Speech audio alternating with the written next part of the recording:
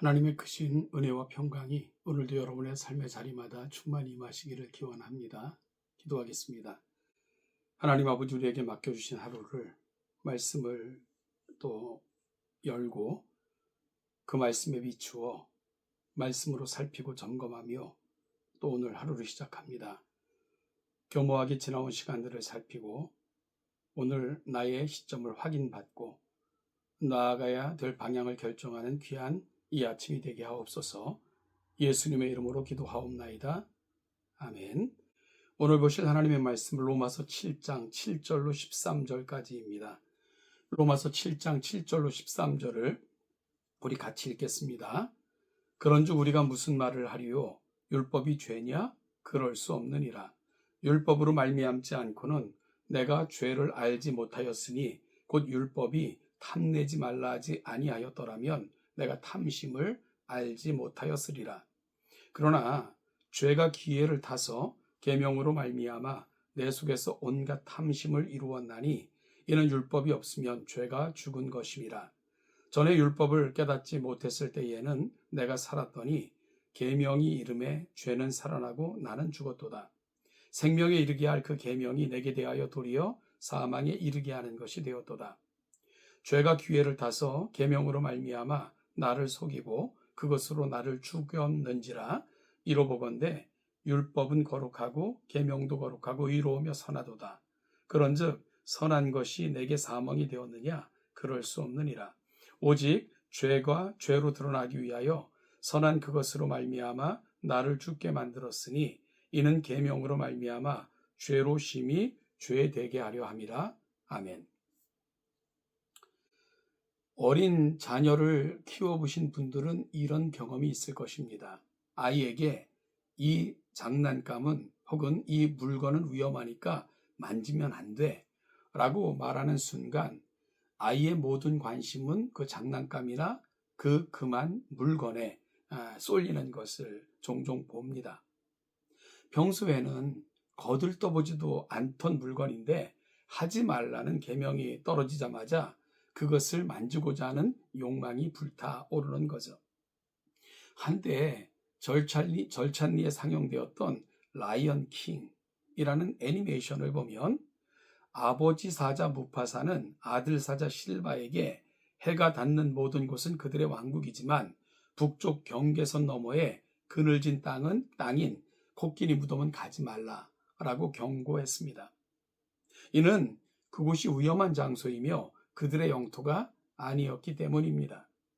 하지만 심바의 삼촌인 스카는 왕이 되고 싶은 욕망에 심바의 호기심을 자극하여 심바가 친구 날라와 함께 그곳으로 향하게 만들었고 결국 심바는 그곳에서 하이에나 무리의 습격을 받아 위험에 처해지게 됩니다.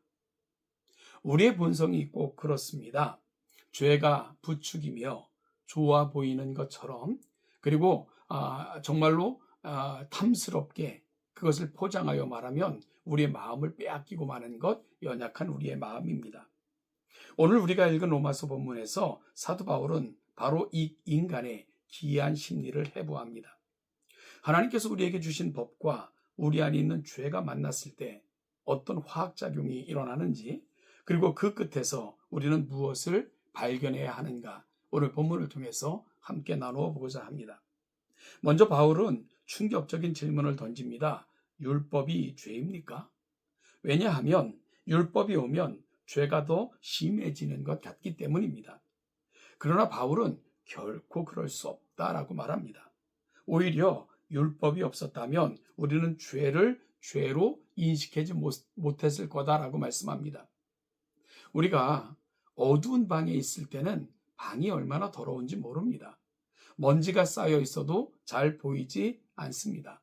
그러나 창문을 열어 햇빛이 비치면 공기 중에 떠다니는 먼지와 바닥의 오물이 적나라하게 드러납니다. 여러분, 햇빛이 먼지를 만든 것입니까? 아닙니다. 햇빛은 먼지를 드러냈을 뿐입니다. 율법의 역할이 그렇다 말씀드리고 있는 거죠.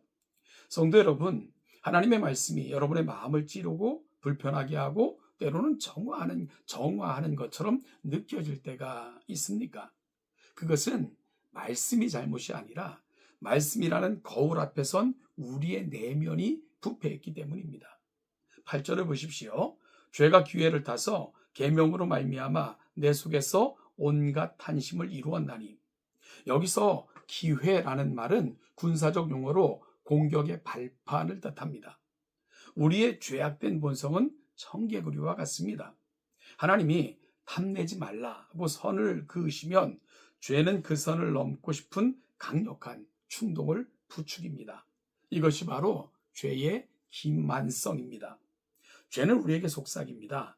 하나님이 저것을 금지한 이유는 저것이 너에게 정말 좋은 것이기 때문이야. 저 선을 넘으면 너는 자유로워질 수가 있어. 하나님은 그걸 너에게 주고 싶지 않은 거야. 하나님만 그것을 유지하고 소유하고 싶으신 거지. 에덴 동산에서 뱀이 하와를 속였던 방식과 똑같습니다. 여러분, 그래서 어떤 일이 벌어집니까? 10절을 보십시오. 생명에 이르게 할 그 계명이 내게 대하여 도리어 사망에 이르게 하는 것이 되었도다. 율법은 원래 생명의 길을 보여주기 위해 주신 선한 것입니다. 하지만 타락한 우리가 그 율법을 지킬 능력이 없고 오히려 반발심만 가지게 되니 결과적으로 율법은 우리에게 너는 죄인이다, 너는 죽어야 한다 라는 사형 선고를 내리게 됩니다. 바울은 9절에서 고백합니다. 전에 율법을 깨닫지 못했을 때에는 내가 살았더니 계명이 이름에 죄는 살아나고 나는 죽었도다. 이것이 바울의 가장 처절한 고백이자 동시에 구원의 서막입니다. 자신이 꽤 괜찮은 사람인 줄 알았습니다. 겉으로는요, 살인도 안 하고 도둑질도 안 했으니까요.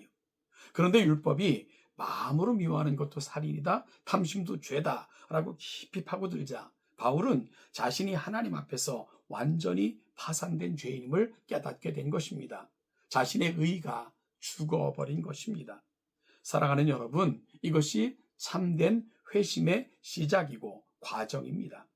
하나님의 거룩하신 법 앞에서 나는 할 수 없습니다. 나는 죄인입니다. 나는 죽은 자입니다. 라는 처절한 항복이 있어야 합니다.